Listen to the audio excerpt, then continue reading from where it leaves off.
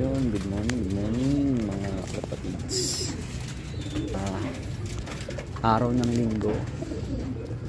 So, abangan nga tayo mamaya. Ano na tayo, nasa fifth lap ng derby race natin sa South. 552 kilometers. Pinakawalan yung mga ibon natin kaninang 6:45 ng umaga. Ayan. Ang estimated na pauwian is mga halos alas 2. So ngayon maglilinis muna tayo ng mga lop natin at magawa tayo ng konting mga gawain. Maglalagay tayo ng additional na perch dito sa natin, sa stock lop natin, pang istaka natin ng mga breeder natin na kak. Yan, bumili nga perch sa Shopee, 5 piraso sa halagang 200 piso.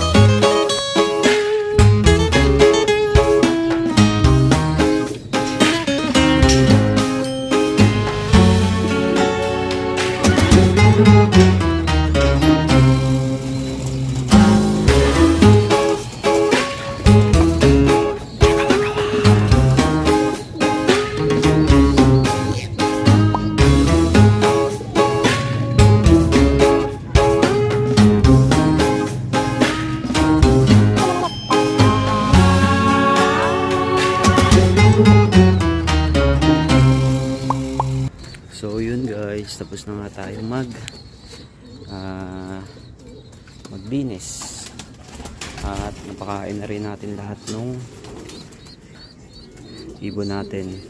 Yan, hingalingal pa tayo.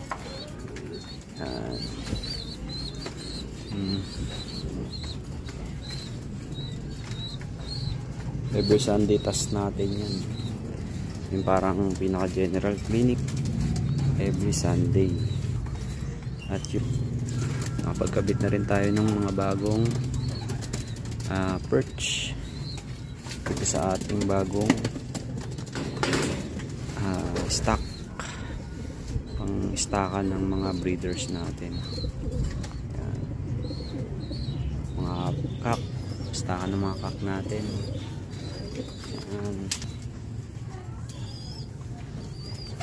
Ito yung flyer slope natin. Yan, nalinis na rin natin yan. So yun, ito na lang muna. At gagawa naman tayo ng ibang activity. Balik tayo mamaya pag abangan na. So yun lang guys, bye. So yun, time check muna tayo. 12:52. Ang speeda nito nasa mga 1:14. So mamaya pa yan, siguro mga bandang 2 PM pauwian, mga bandang pang 1:1 ang speed. Yan. O yan o, medyo may kulimlim yung panahon dun, mainit, no? Yan. So abang-abang na lang tayo maya konti. Pasok na yun mga kalapatids. Time check tayo, 2:38 ng hapon. So based dun sa forecast, ang speeda na natin dito sa distance natin is ano na siya, ang speeda na nasa 1:2 na pababa. So as of now wala pang nagka-clock.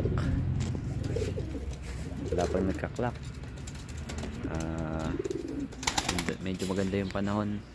Kumakulong ng konti pero ayos yan, hindi ganon kainit. So yun, abang-abang lang muna ulit. At may kasama ako dito nag-aabang. Tio, say hi. Hi, it's going down. Muna. So yun, time check na tayo mga kalapatids. 3:10 na. May isa nang nagpaklak galing ng Calbayog, Samar. Halos walang dumadaang ibon. From Santa Maria, Bulacan yung una. So yun, abang-abang muna tayo.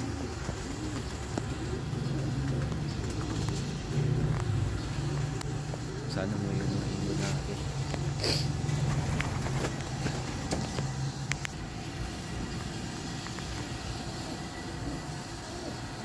May isa nang nagpaklak.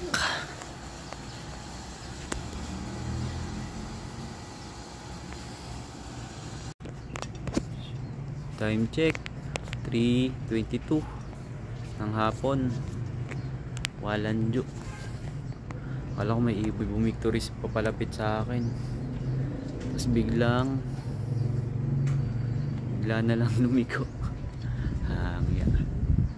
So 6 na nga yung nakakapagpaklak from Malolos, tsaka Baliwag and Santa Maria. So yun, abang-abang pa rin tayo mga kalapatids. Maganda naman yung panahon. Sana makauwi pa yung mga ibon natin para makapagkarga pa tayo ng last lap. Yun lang, yun muna. Bye bye. Kala ko ibon na natin. Congrats dun sa mga nakapagpauwi na. So yun, time check 4:48 nga ng hapon na mga kalapatids. Wala pa rin tayong dumarating na ibon. Sa clacking meron ng 144 yung check natin ang nagpaklak. Ang day 2 pa naman yung abangan natin hanggang bukas. Pero antabayanan pa rin natin sila hanggang mamaya, hanggang dumilim. Ayan. So yun, maganda naman yung panahon at mukhang maganda naman yung paklak. Maganda rin yung paklak ng mga ibang kasali. So yun, congrats doon sa mga nakapagpa sige, hindi po ko gagamitin, daddy. Ayun, congrats po doon sa mga nakapagpa-clock.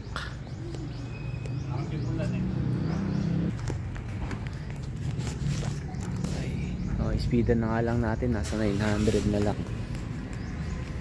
So sana makauwi pa sila. Kung sakaling makakauwi yung mga ibon natin, first time natin makakapagpatawid ng Katbalogan. Napakalayo na nun mga kalapatids, 551 kilometers. Kahit ako hindi pa ako nakakapunta doon. So yun, abang-abang muna.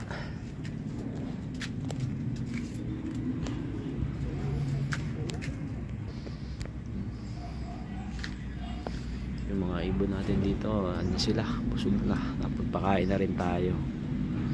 Yan yung mga next wires natin for summer to, summer race naman.